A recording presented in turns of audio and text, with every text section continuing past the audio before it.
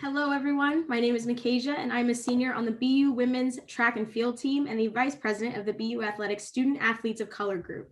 I am also joined by Jaden Ritter, our SAOC representative. Welcome to Let's Chat with the Student Athletes of Color. In celebration of Black History Month, Let's Chat will be hosted throughout the month of February each week, where we will welcome student athletes from various teams to talk about race, reflection, education, and more in hopes of creating a space for dialogue and learning across our community. This week, we're joined by the BU men's and women's track and field and cross country team. Why don't you guys all take a minute and introduce yourselves, give me your name, your year, and I guess what team you're on, but we're all track and field, so go ahead. I can start. I'm Bridget Bishop. I am a senior here at BU, and I am a thrower on the track and field team, so I compete in shot put, discus, and hammer.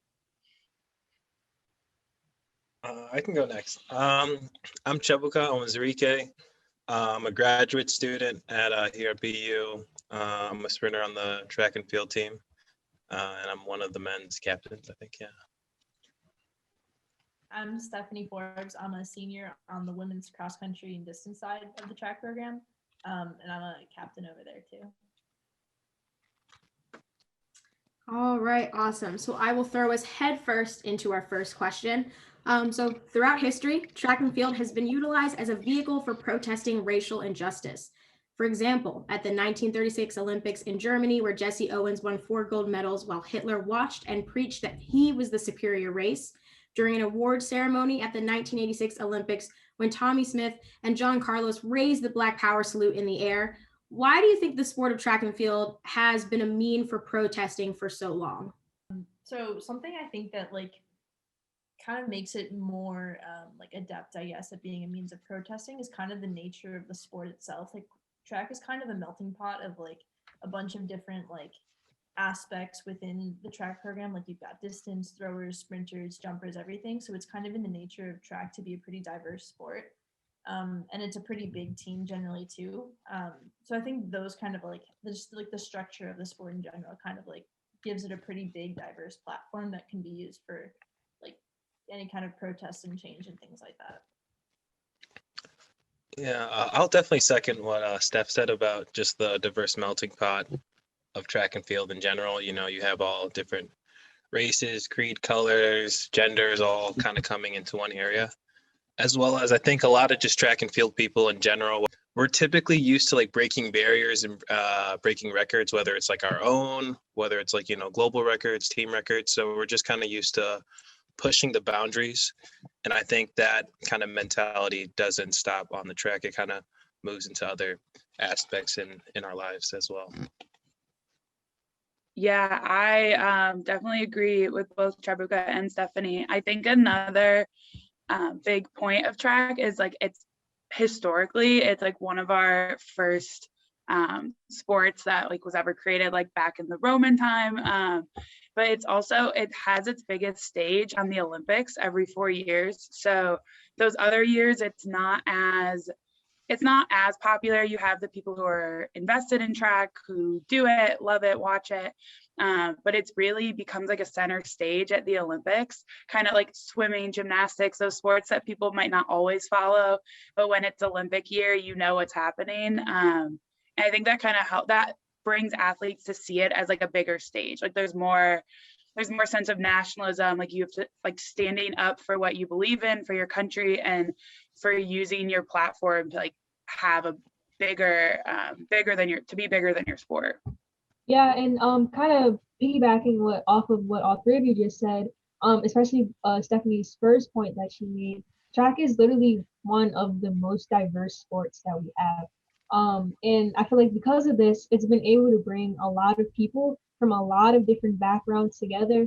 And as a byproduct of that, be exposed to the different experiences, struggles, realities, etc., or whatever that each of us are exposed to. And also with that community building aspect, and building that community with people who are different from you, it kind of, I feel drives us to want to advocate for each other. Definitely. I think those are all great points. And I think why those two, historical moments of like protesting on a national stage mean so much, Bridget, kind of like your point, like at that point in time, everyone's watching, everyone's paying attention. And it's kind of that they're honestly so brave, because I don't even know if I was on that stage, if I could take, that moment to kind of make such a polarizing message, especially at their time on such a public platform. I don't know. I think I personally would probably be terrified. So I don't know. It's kind of cool to think that like the sport that we participate in has, such a powerful impact, because we all love it and it has such an impact on us personally, but to have it have such a global impact is, just makes it that much more amazing that we get to participate in it every day. All right. Well, if nobody has anything else to say of that question, we can move on to the next one. So our next question is, the phrases "shut up and dribble" or "just play your sport" have been used to undermine the voices of outspoken athletes. Do you think that there is a place to protest within athletics? Yeah, I mean, for me, I think like absolutely. We kind of talked about it in the previous question, but like when you have a platform, you feel like there's so much more to be said than just like, I'm a good athlete. I think especially, and we've seen it recently with like the NBA getting restarted over the summer and a lot of other pro sports, as well as college sports, like using names of like people of color who have been like killed by the police or have seen violence in their life, and like bringing like messages to people like, we need to pay attention. You see it in professional sports, but we also see ads for commercials with professional sports for volunteering. Like, why is protesting any different? Like, you're putting your name on a point, you're making a point. Like, there should be no reason you can't protest for what you believe in and to make a change if we're allowed to put advertisements on our apparel. Yeah, I definitely agree with everything Bridget said pretty much. I think like as a big athlete, whether like, you're a very well-known athlete or even like a smaller athlete or less known athlete or whatever, I definitely think you've got a platform and it's being used in some way, shape, or form. So might as well be used to kind of make some kind of a positive change through protesting. And I think you see that a lot with even other celebrities too. They all generally have a platform of some kind, and like it's their choice to use it, I guess, how they want to. So I feel like I see personally like no problem with kind of using that for whatever your cause may be. Yeah, I completely agree. I think, they say, if a tree falls in the forest, doesn't make a sound. So that kind of same analogy, I think, like, we can't just kind of make noise and protest and have our voice in these siloed places such as like my room. We have to actually go out and like, speak it, and especially these athletes and celebrities who are paid a lot, who do have just giant platforms and are really influential in just a lot of people's lives, whether, they're some 5-year-old, shooting a ball in a trash can saying Kobe, or there's some, 45-year-old man who has every single Kobe jersey, whatever it may be. I think athletes are actually like not just someone who should speak up, but I think they're the perfect candidates to speak up because they have just so much privilege, so much to give, and there's so many people who would want to listen. So I think they're the perfect people to talk. I was gonna say, I definitely feel like in our society and like in our country, athletes are some of the most respected people. And they have some of the largest platforms. So it's like, if I'm this well respected and I have this large of a platform, why would I not speak out against or speak up for what I believe in? Yeah, I mean, whenever I think of this argument, I always I mean, I feel like you guys look at it as like, well, they have this huge platform that they can use. And I always look at it as like the bare minimum of situation. I'm like, well, if Jennifer in her 9-to-5 job as, an office clerk, right? And if she's allowed to post on Facebook what she cares about, well, why can't LeBron in his 9-to-5 job of being a professional basketball player do the same? I mean, they both pay taxes. They both have to vote. Like at the end of the day, why can't they both share their opinions in the form that they use? And, Bridget, you bring up an awesome point of like, okay, well, we ask these people to like be the spokesperson for, a product. or, you know, I think of like the icy hot commercials and like Gatorade. Like I saw like the Serena Williams G2 commercial, and she was like, you know, if you've never participated in your sport in a cat suit, she's like, you should. So like if we're like, that's such a like arbitrary opinion that she gets to express on a national stage. She should definitely be able to do the same about, you know, political opinions that we as regular people get to drone on and on and on about on a regular basis. So definitely. I also find it kind of ironic in the sense that a lot of times people say these athletes are overpaid and they don't do enough. All they do is dribble. And now when they want to not just dribble, you know, now it's like, whoa, slow your roll down there. So I think that's interesting. I was just about to say like the same thing. When athletes don't speak up, it's an issue. But then also when they do speak up, it's also an issue. Yeah, people like to have them in their like little boxes. Like, okay, you do sports. Like, if you have more mental capacity, it's gonna like stress me out. I'm not gonna know how to handle it. Like, what role are you supposed to play? When like athletes are I mean, we like are very fortunate to go to BU, but like athletes are some of the like smartest people I know. Yeah, it's such like just like a good point in general. I think it's just such like a double-edged sword kind of a thing. Like people get like upset kind of either way. They're like, oh, like, you know, you can never make everyone, I guess, happy with like kind of what you're trying to do with your cause and your platform and your voice and stuff. But like ultimately, yeah, like you said, Makasia, it's kind of the same as like, you know, Jennifer or whoever, like kind of saying what's on her mind and her causes and her opinions too. Exactly. Yeah, I definitely think people kind of just pick and choose like what they want to hear and when they hear it. Yeah, well, I mean, it's always easy to like to ignore things that make you uncomfortable, and I think that that's like something that, like, you know, obviously with like situations like this, like a let's talk like this, where, you know, where we're discussing publicly like a conversation that, you know, has been popular in the last few years, but like for a while was something of a paradox that nobody really wanted to address. And I think it's situations like this where we're forcing people to like come to terms with situations that they're uncomfortable with. Like, yeah, we are athletes, we are students, I have a political opinion and I have no problem sharing it. So, and that's just something that I'm going to be able to do, that I can do because it's my right, you know, free speech. It's in the Constitution. Yeah. So that kind of brings us to our last question. Well, I will say second to last question. What are some of the ways that you all use your sport to express your opinions?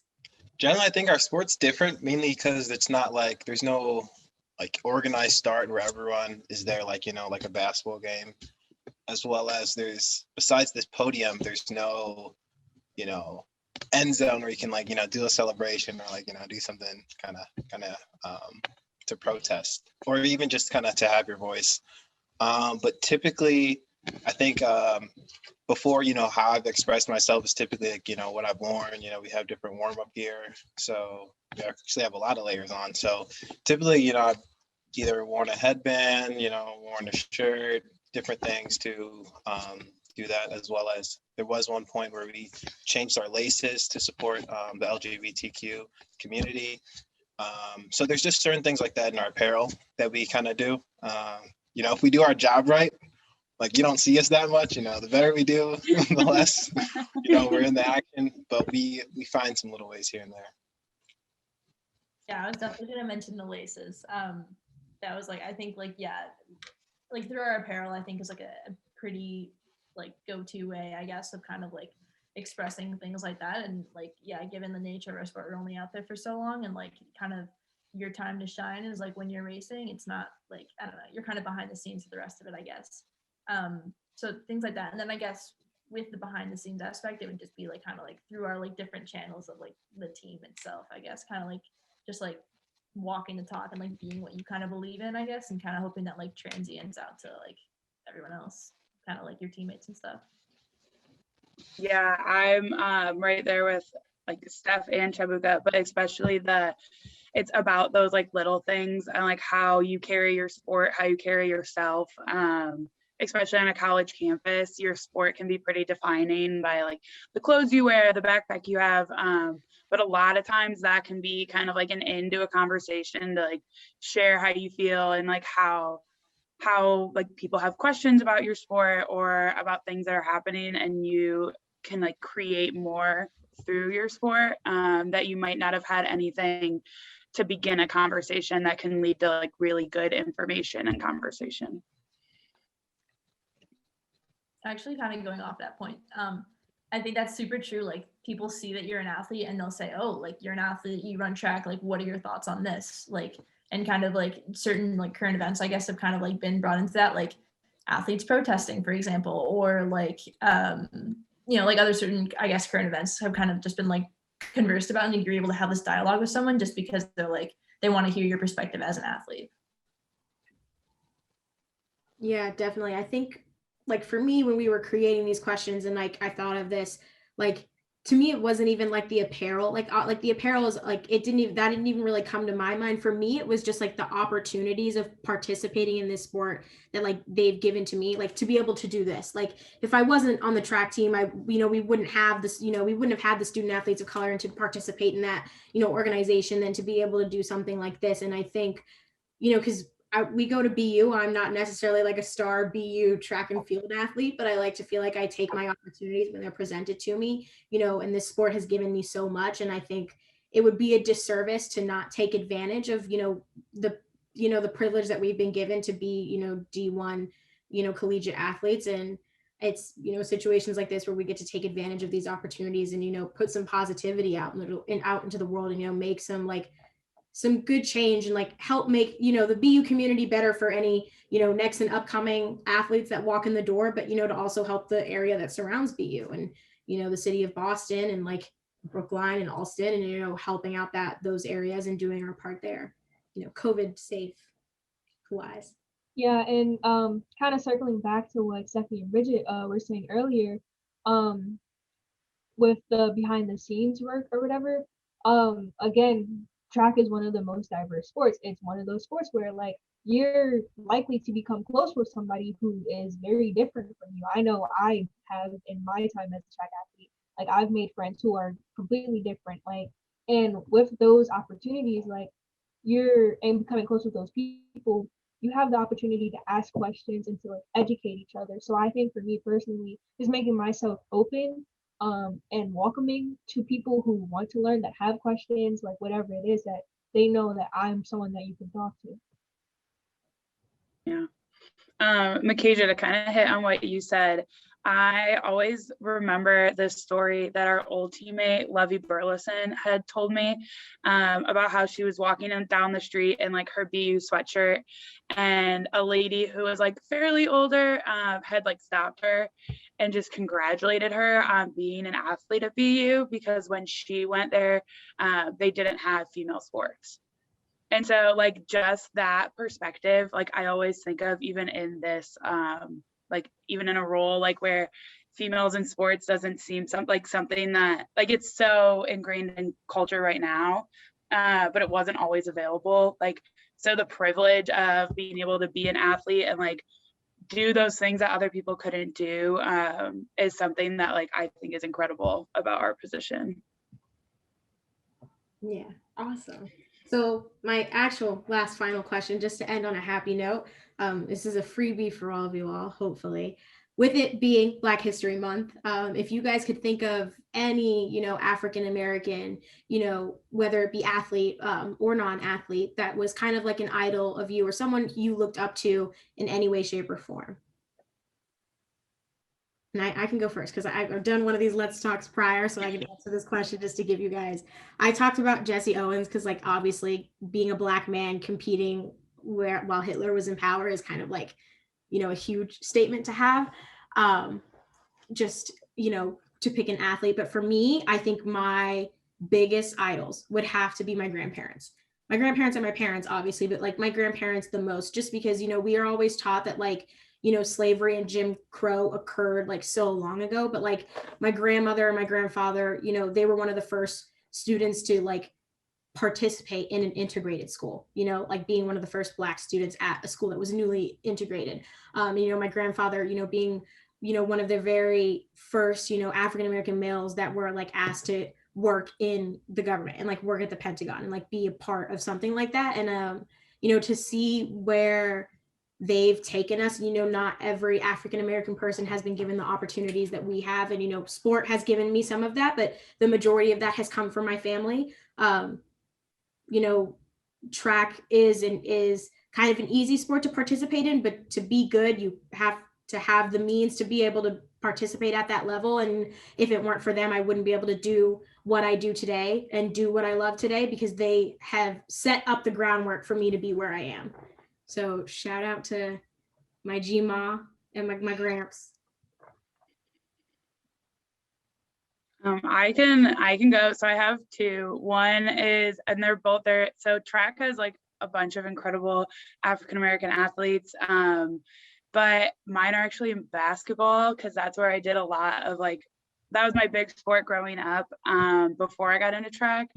So in 6th or 7th grade, we had to put new people onto Mount Rushmore, and I picked Wilt Chamberlain, the first basketball player to score 100 points in a game. That was my defining characteristic of him at the time, where he should obviously be on a mountain.